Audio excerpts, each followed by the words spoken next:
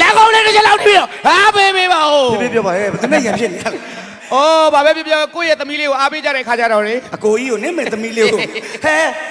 မိန်းကလေးကိုမြန်သမီးတယ်ခဲပဲ မတကယ်ပဲငါလှုပ်ထလိုက်ဦးမယ်ပါဖျက်ရိုက်လိုက်လို့မျိုးလုံးဒစ်ပြုတ်သွားမယ် ဟာမျက်လုံးကဒစ်ရှိလား ဒစ်စီလို့ဟဲ့လို့ခံနေတာပေါ့ဒစ်မရှိရင်ပလွတ်ဆိုထွက်ကြသွားမှာပေါ့ဘာပဲပြောပါကိုဆိုပြီးဆိုတာတဲ့ဆနအုံမုန်းပါဖြစ်တယ်အုံမုန်းပါဖြစ်တယ် လူမသိတဲ့ဘုံဘုံချစ်လောင်းဘယ်မီတော့ဘယ်မီ လက်ကောင်းလေးတစ်ချက်လောက်တီးအောင်လေโอเคကြိုက်လားကြိုက်ဟုတ်ကဲ့ပါ ကျေးဇူးရိုက်တယ်မလေး အဲ့စလို့ဖြစ်နေရမယ်သူဘယ်တော့မှတစ်ခါမလုပ်ဘူးသူနှစ်ခါလုပ်သွားတယ် နှစ်ခါသုံးခါလို့ကျေးဇူးရိုက် ဒါကျွန်တော်ကိုခင်လိုက်တော်ရုံနိုင်အောင်စိုးခဲ့တယ် ဆိုခဲ့တယ် ဘယ်နေရာဖြစ်ဖြစ်ရောက်တယ်ဆိုတာနဲ့မြန်မာသားနေမှာ तू မစိုးအရင်ဆုံးစတိတ်ရှိုးကိုစဆိုတာဒါစိုးခဲ့ဒီကပေးတာဒါကိုခင်လိုက်မမတခါတည်းကြည့်လို့သွားပြီလားပြောကြည့်လို့သွားပြီလား ပါပြီလား လက်ညှိုးလေးနဲ့ထောင်ပေးလေမြက်ခွက်လာပြောင်းနေတယ်မြက်ခွက်လာပြောင်းတယ် မမမောင်လေးလှလိုက် လာတယ်ပြောလိုက် မထက်ညနာတနခါလေးနဲ့ချစ်စီရတယ်ငါတချင်းလေးတစ်ပုဒ်တော့တင်စားလိုက်ချင် ဘယ်တချင်းလဲ မမတနခါလေးနဲ့ဆိုပါပြင်မတနခါလေးနဲ့ဈေးမှာ9ရောင်နဲ့ကွာ ရှစ်ဆရာကောင်းလိုက်တာကွာ မမမောင်လေးတော့ကတက် ဘာကတော့လဲတရားကြီးလို့ဝါပြီလားကိုခင်လိုက်ကြီးလို့ဝါပြီလားဝါပြီဒီဘက်ကပြိတ္တတွေရောကိုခင်လိုက်ဆိုတာတိတ်ချသွားပြအဲ့နေလေးနဲ့အဲ့နေလေးနဲ့ကြီးလို့ဝါပြီလားအဲ့ဘက်ကကြီးလို့ဝါပြီမခင်လိုက် ကိုခင်လိုက်နေမခင်လိုက် ကိုခင်လိုက်ဒီဘက်ကိုလာတစ်ချက်လောက်ဒီဘက်ကိုဒါကိုခင်လိုက်မှာကြီးလို့ဝါပြီလားကြီးလို့ဝါပြီโอเคကြီးလို့ဝါရင်ပြီးတော့ကျွန်တော်တခါတည်းအခေါင်းနဲ့ထည့်လိုက်တော့မယ် အခန်းနဲ့ငါစပ်ပြန်တဲ့ပေါ်မှာတပုတ်တန်ထုံးမှာကဲပဲ ဒီအိုင်နေကတော့လုံးဝတကယ်လဲချစ်ဖို့ကောင်းတယ်ကိုကိုအပိုမပြောပါဘူးဟိုစုတယ်ဆိုကြည့်တခါတည်းကြည့်တာစုတယ်တခါတည်းကြည့်တာ ရှိတာ ပြီးရင်ဘယ်ရောက်မလဲဆိုတာသိတယ်နော် ကျွန်တော်ချစ်လို့စုတော်ငယ်ချင်းမျိုးတွေကကျေးဇူးတင်ပါတယ်အလူတကာလူမတွေကခင်နိုင်တို့အဖွဲ့ကိုအမှုပညာကြီးအများကြီးပေးပြီးငါတော့တာပါတကယ်တော့ဒီတန်ဖိုးတော့ထားပါတယ်ဒါနဲ့ကျွန်တော်မမက်ပါဘူးဒီပတ်စံတွေလည်းကျွန်တော်မသုံးပါဘူးစုချလို့ရတဲ့ပတ်စံတွေကျွန်တော်မသုံးပါဘူး ဘယ်သူသုံးတော့ မငွေသိန်းကိုသွားပေးမှာပါ အစောကြီးတဲ့မန်ခွေသိန်းကဟိုမှာစောက်နေတယ်မြင်တဲ့အတိုင်းပဲအဲ့ဒါကြောင့်ကျွန်တော်ကဒီပတ်စံနေတာခဏအတွေ့လေးပဲနော်လက်တွေ့သုံးတာမန်ခွေသိန်းနော် အားလုံးပဲနော်ရလားတခါတော့ပေါ့တယ်မလားကျွန်တော်ပဲမပေါက်တာ နှလုံးနဲ့သုံးလုံးနဲ့ဘောတစ်လုံးနဲ့မလောက်ပါနဲ့ကျွန်တော်တို့ဒါအပိုမပြောပါဘူးဒါကိုခင်လိုင်းဆိုတာအဲ့ဟိုဇလန်းလေးရိုက်တာသူဒါပဲကျွန်တော်တို့ မသိဘူးရန်တန်းလောက်တာပါရှော့နော်အဲ့လိုမထင်ပါနဲ့လို့ဒုက္ခတွေရောက်နေမှာနော် ကျွန်တော်တို့ဟာတဝင်ကပါမှာနှလုံးသုံးလုံးမမလုတ်တခါတည်းလုတ်မမလုတ်ဟုတ်ပြီတိတယ်မမမလုတ်ပါဆိုလို့လုတ်ခိုင်းနေတာမမလုတ်ပြီးနောက်တစ်ယောက်လာမယ် ကျေးဇူးပါတယ် โอเคပါโอเคဒီလိုပဲဖြစ်နေရမယ်လေဒီလိုပဲဖြစ်နေရမယ် ရှယ်ရမြန်းလာခွဲနေတာ ဒီလိုပဲဖြစ်နေရမယ်အဲ့တော့နှလုံးနဲ့သုံးလုံးနဲ့တစ်လုံးနဲ့မလုတ်ပါနဲ့ကျွန်တော်ဟာတဝင်ကပါမှာနှလုံးနဲ့သုံးလုံးနဲ့တစ်လုံးနဲ့လုတ်လို့ငတ်ပြက်ပြီးတော့တထောင်းစားဖြစ်သွားတဲ့သူတယောက်ရှိ ဘာလို့လဲ ကျွန်တော်ပြောတာရှင်းနေနော်ကျွန်တော်တို့ဟာတဝေကပါနှလုံးနဲ့တစ်လုံးနဲ့သုံးလုံးနဲ့လှုပ်လို့စားရမယ်တောက်ရမယ်ဖြစ်ပြီးတော့တထောင်စားဖြစ်သွားတဲ့သူတယောက်ရှိတယ် ဘာလို့လဲလို့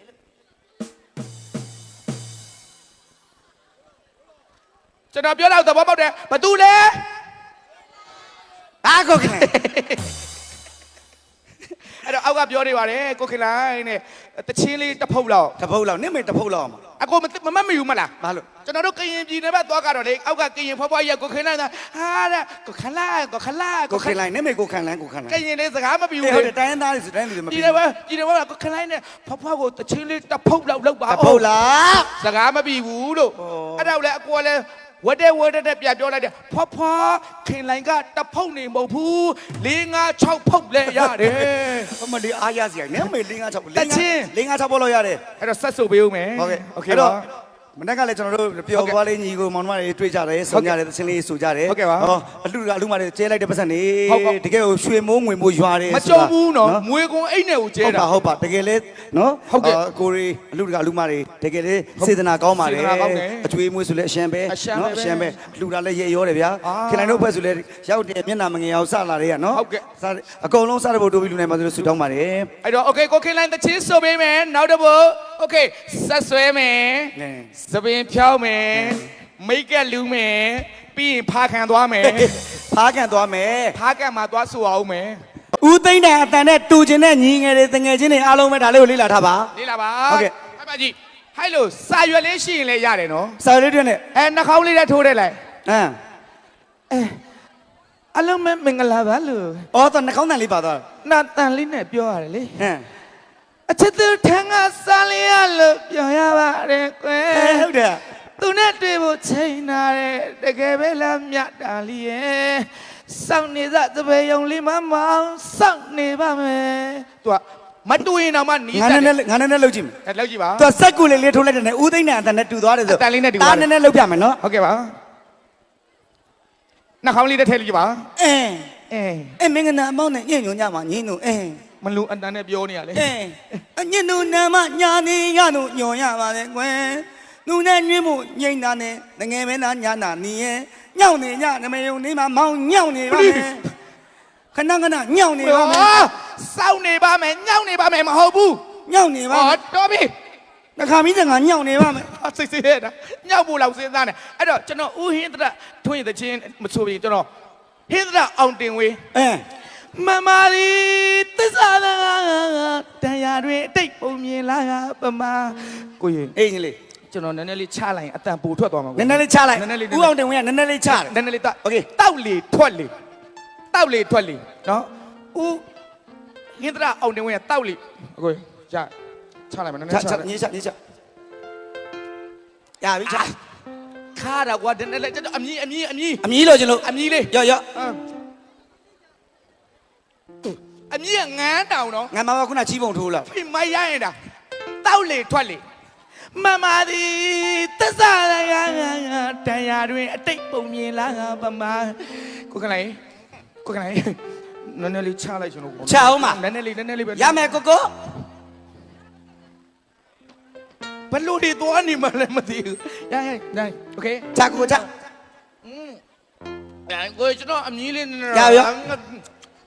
ဒီကောင်လက်ညိုးကိုဆွဲနေပြီ ဘာကိစ္စလက်ညိုးဆွဲမရှိရှိတဲ့အမြည်နဲ့ချရချိုးစကားပြမြင်လဲပြနေလဲသားရဲ့မတောင်းသေးဘူးလေတောင်းမှပေးပါလားအတိတ်ပါစတဲ့လက်ညိုးလာထဲဒါကြတော့တော့တောက်လေထွန်းနည်းနည်းလုံးနည်းလေးရကိုကနိုင် အေး ပေးတော့နည်းနည်းလေးကြော်ညာပေးတယ် ဘာကြောင့်ညာပြီอ่ะ ကျွန်တော်အမူးပြေမှာထဆိုတော့မယ်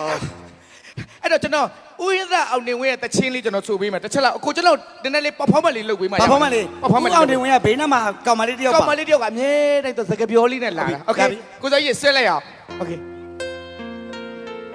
ငိုတန်လေးပဲနော် ငိုတန်လေးပဲ ရှိုက်တန်လေးပဲ ညောင်မင်းကြီး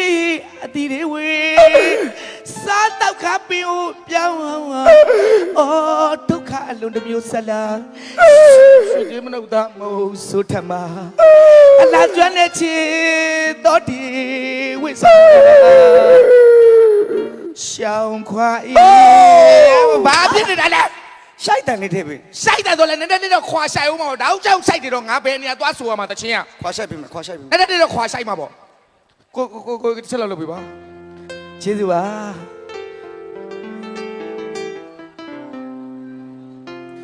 ညောင်မင်းကြီးအတီတွေဝေးစား I'm sorry ကွာ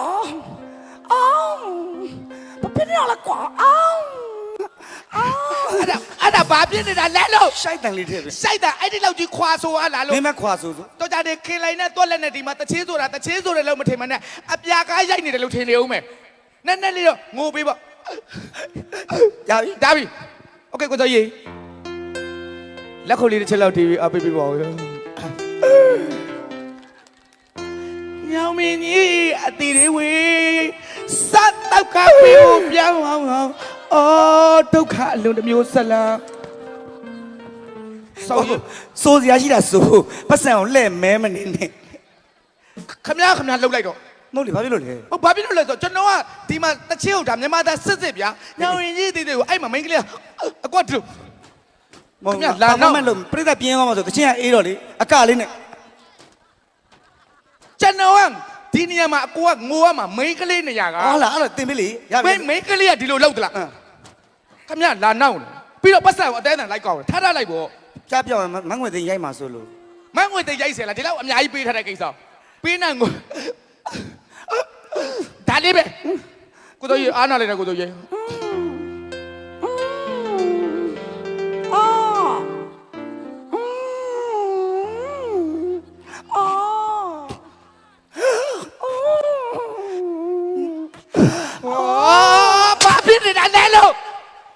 ကျွန်တော်မဆိုးအသေးဘူးတို့ မမောင်လေးကိုလာလုံးနေ ဘာမောင်လေးလဲမောင်လေးနဲ့တေချာကြီးပေါင်းအောင်သေးသေးလေးကျွန်တော်ဒီမှာစိုးမယ်စိုးပြီးတော့မဘေးနာနေရှိုက် ရပြီโอเคကိုစောရေကျေးဇူးပါညောင်မင်းကြီးအတီတွေဝေး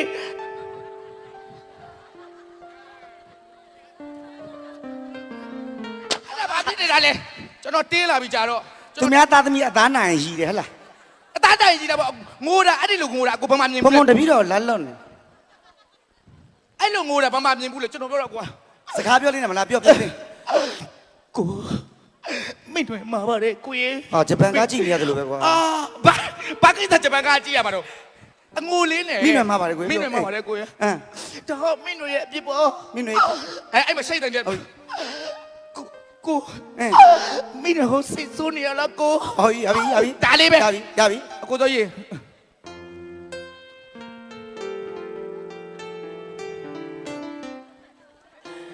ညောင်မင်းကြီးအတီတွေဝေးစားတော့ခါပေဦးအာ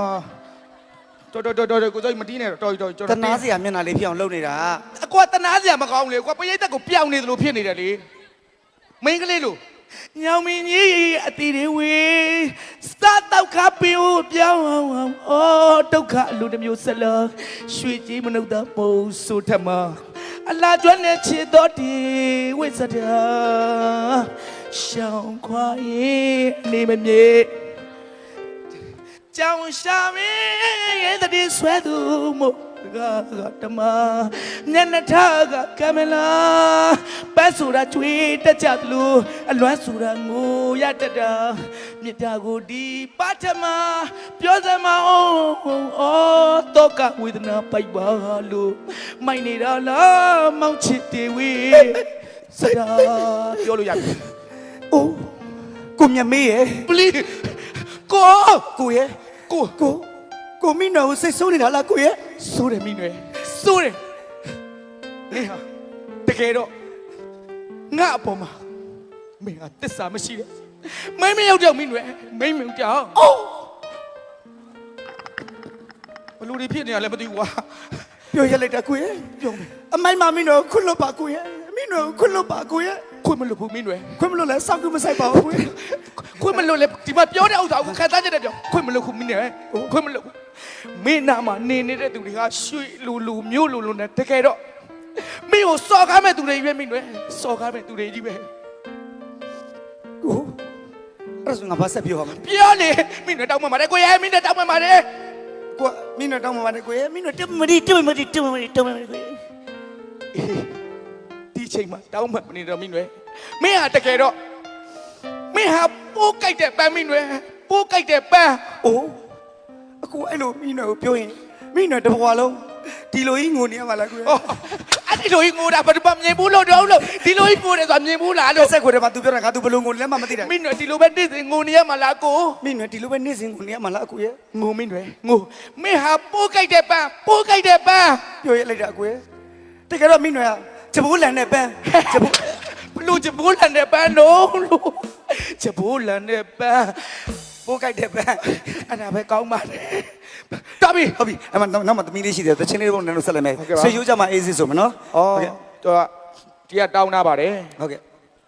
ကျွန်တော်တို့အကိုရဲ့သားပါနေရဲနဲ့သားဖ2ယောက် ဟောလား ဟုတ်ကဲ့ပါတောင်းတာပါတယ် မိဘမြတ်တာဖွဲ့ မိဘမေတ္တာဖွဲ့တခြင်းလေးဆိုပေးပါတဲ့အဲ့တော့နေရဲဆိုတာဒါကျွန်တော်အကိုရဲ့သားပါ ဟုတ်ကဲ့ ကျွန်တော်သားမဟုတ်ပါဘူး မင်းကငါမိမနဲ့ပတ်သက်ဖို့လို့လား ကျွန်တော်လည်းမဟုတ်ပါဘူးလို့ပြောတာလေအကိုဟုတ်တယ် မင်းကမဟုတ်ပါလို့ပြောတာဟုတ်တယ်လို့ပြောသလိုဖြစ်နေတယ်လေ ကျွန်တော်ဟုတ်တယ်လို့ပြောလားလို့ ဟာ နေရဲဟာကျွန်တော်ကိုခင်လိုင်ရဲ့သားအရင်ခောက်ပါ မင်းကတဝင်းခွဲလား မဟုတ်ဘူးလို့ကျွန်တော်သားမဟုတ်ဘူးကြီးညာပေးနေတာနေရဲကြောက်ဟာ